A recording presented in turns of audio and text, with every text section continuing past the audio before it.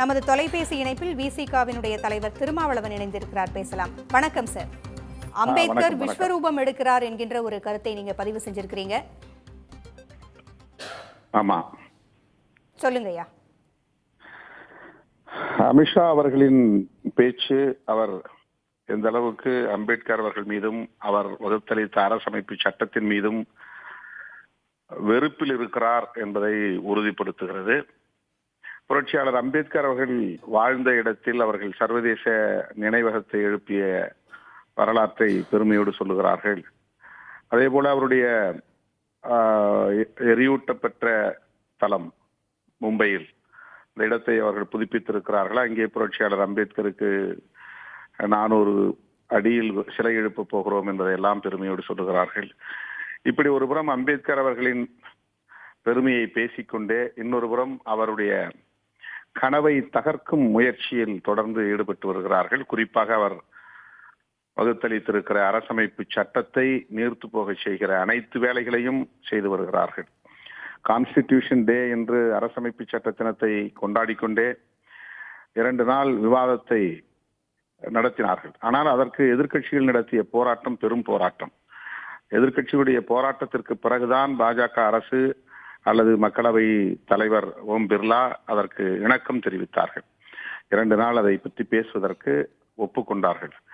2 நாட்களும் எல்லா தலைவர்களுமே, பிஜேபி சார்ந்த உறுப்பினர்கள் உட்பட அனைவருமே புரட்சியாளர் அம்பேத்கருடைய பங்களிப்பு குறித்து, அரசமைப்பு சட்டத்தின் தேவை குறித்து விரிவாக பேசினார்கள். இதை அவர்களால் பொறுத்து கொள்ள முடியவில்லை. காங்கிரஸை பழித்து பேசுவதாக எண்ணிக்கொண்டு புரட்சியாளர் அம்பேத்கர் அவர்களை இழிவுபடுத்தியிருக்கிறார் உள்துறை அமைச்சர் அமித்ஷா அவர்கள். இதை விடுதலை சிறுத்தைகள் கட்சி மிக வன்மையாக கண்டிக்கிறது. புரட்சியாளர் அம்பேத்கர் அவர்கள் தன்னுடைய பங்களிப்பால், அவருடைய அறிவாற்றலால் இன்றைக்கு விஸ்வரூபம் எடுத்திருக்கிறார். அவருடைய பங்களிப்பை தவிர்த்துவிட்டு இந்தியா ஒரு அங்குலம் கூட நகர முடியாது என்கிற அளவுக்கு அவருடைய உழைப்பு மிகப்பெரிய அளவுக்கு இங்கே இருக்கிறது. இதை அனைத்து கட்சிகளும் அங்கீகரிக்கிற நிலையில் பாஜகவால் அங்கீகரிக்க முடியவில்லை. அவர்களின் வயிற்றெரிச்சலை கொட்டுகிறார்கள். அதைத்தான் இன்றைக்கு அமித்ஷா செய்திருக்கிறார். பிரதமர் மோடி இது குறித்து தனது பதிவில் சொல்லி இருக்கிறாரே, பாரதிய ஜனதா கட்சி அம்பேத்கரை மதிக்கிறது என்று அவர் சொல்லியிருக்கிறார். அதுதான், அது நடிப்பு. அது எளிய மக்களை ஏய்க்கிற எத்து வேலை.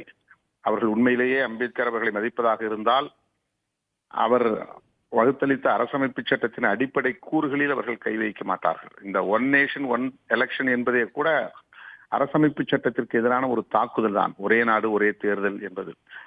அதே போல அரசமைப்பு சட்டத்தின் உறுப்பு எண் 370 நீக்கிவிட்டு ஜம்மு காஷ்மீரை தகர்த்து அதை யூனியன் டெரிட்டரியாக மாற்றிய இந்த நடவடிக்கை எல்லாம் அரசமைப்பு சட்டத்திற்கு எதிரானது.